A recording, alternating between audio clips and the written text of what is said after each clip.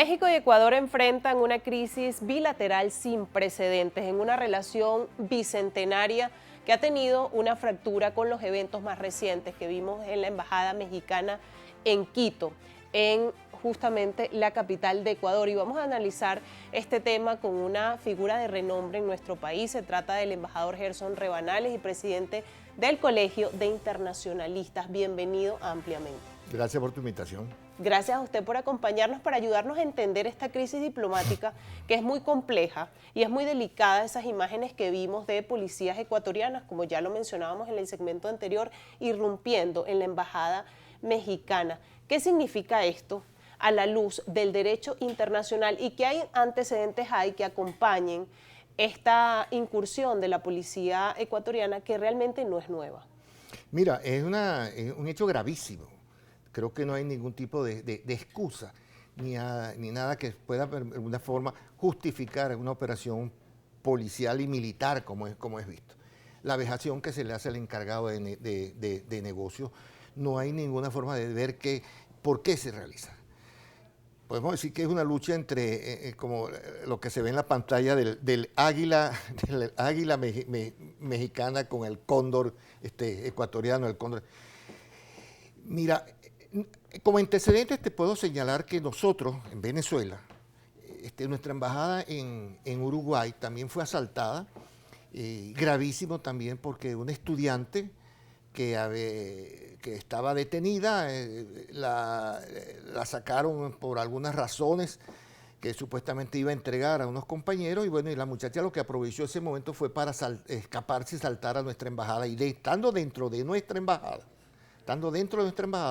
la policía uruguaya se metió dentro de nuestra embajada, se secuestró a la muchacha y la muchacha nunca llegó a aparecer.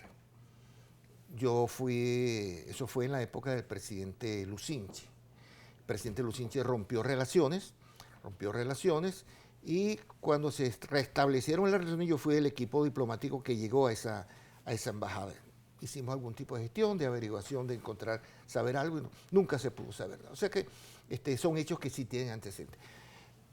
Creo que esta misma semana sucedió algo también, una cuestión tan violatoria como puede ser la penetración de estas fuerzas militares dentro de la embajada de México, como puede haber sido el bombardeo que se hizo en el consulado de Irán en Siria, donde mataron no sé cuánto, creo que 13 personas, según dice la prensa. Entonces, hay unas violaciones a los principios, al derecho internacional, que los jefes de Estado tienen que comenzar a revisar qué está sucediendo, porque estamos viendo como una especie de anarquía donde cada quien hace lo que quiere, y el responsable de hacer cumplir esas normas es el Consejo de Seguridad de las Naciones Unidas.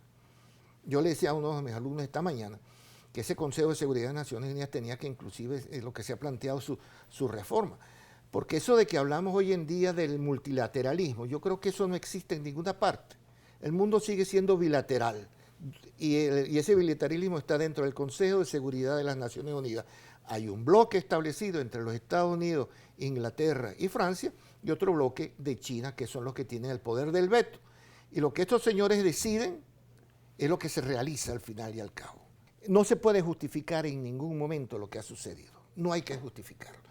Viene las relaciones diplomáticas del 61 y la Convención de Asilo aprobada en Venezuela durante la dictadura de Marcos Pérez Jiménez en el 54. Porque hay que recordar que la figura del asilo es propia nuestra, pero el asilo viene de la Edad Media, cuando la iglesia era un lugar de asilo para los perseguidos religiosos sobre todo. Se refugiaban en la iglesia. Pero en Venezuela, a diferencia de Europa, tenemos una convención que establece lo que es el asilo. Los europeos trabajan más hacia la vía del refugiado como tal. Y vemos todos estos refugiados del norte de África.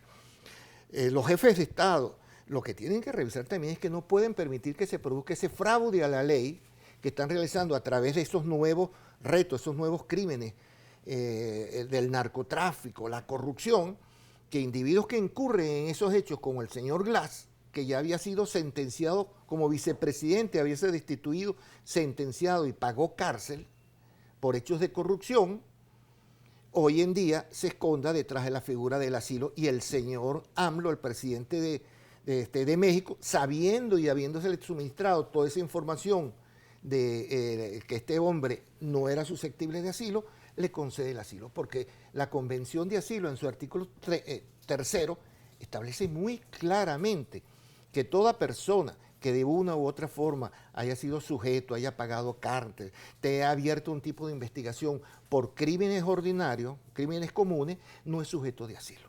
Entonces es más o menos la situación que tenemos ahorita. Embajador, lo cierto es que la comunidad internacional respondió inmediatamente a lo que se vivió en la Embajada Mexicana en Quito. En este punto, ¿qué consecuencias o qué precedentes marca esta acción para nuestra región? Y por otra parte, ¿qué elementos marca el derecho internacional o en este punto la Convención de Viena para que un Estado pueda manifestar su malestar ante el accionar de otro Estado sin llegar a este punto? Bueno, la convención, primero, o sea, como te expliqué, hay dos grandes convenciones que son las que establecen lo que ha sucedido, el marco, el librito que hay que utilizar para él, que es la Convención de Asilo del año 54, donde lo que te dije se señala de que ninguna persona que esté dentro de ese marco de delitos comunes es sujeto del asilo. Y por el otro, el tema de la inmunidad, que las misiones diplomáticas son inmunes por la extraterritorialidad. Es peligrosísimo porque si eso comienza a desarrollarse y cada Estado comienza cada quien a considerar que puede invadir y no sucede nada, mira, estamos viviendo en una anarquía total que es peligrosísima. Sobre todo peligrosísima para los que verdaderamente las personas que están buscando asilo político, pero también el gobierno territorial donde está sucediendo debe cumplir, procurar salir de ese problema y darle un salvoconducto y se arreglan las cuestiones, vamos a decir, diplomáticamente. En este caso no sucedió así, no se entendieron y no se entendieron, creo yo, porque hay unos antecedentes de orden político. Yo creo que de química entre los dos, entre Noboa y AMLO, no sé quién se lo aconsejó, no sé si fue consultado con el Ministerio de Relaciones Exteriores, con la policía, pero realmente que cometió un acto sacrílego, vamos a llamar así. Porque el asilo es un acto, el asilo, la inmunidad es algo que es sagrado, vamos a llamarlo así. Pero también la violación a esto es sacrílega. Entonces tenemos entre algo sagrado y algo sacrílego, como es entrar en esa forma, en una embajada, en una forma bárbara totalmente. Una acción que además está protagonizando esta difícil situación entre ambos gobiernos, una relación además bicentenaria que se encuentra probablemente en uno de sus peores momentos. Embajador, vamos a hacer una pausa en esta conversación y este análisis tan interesante donde estamos entendiendo precisamente qué significa toda esta crisis que se desencadenó el pasado viernes con este accionar de la policía ecuatoriana en la Embajada Mexicana en Quito. Vamos a hacer una pausa en este análisis y al regreso seguimos escuchando al embajador Gerson Rebanales sobre este tema.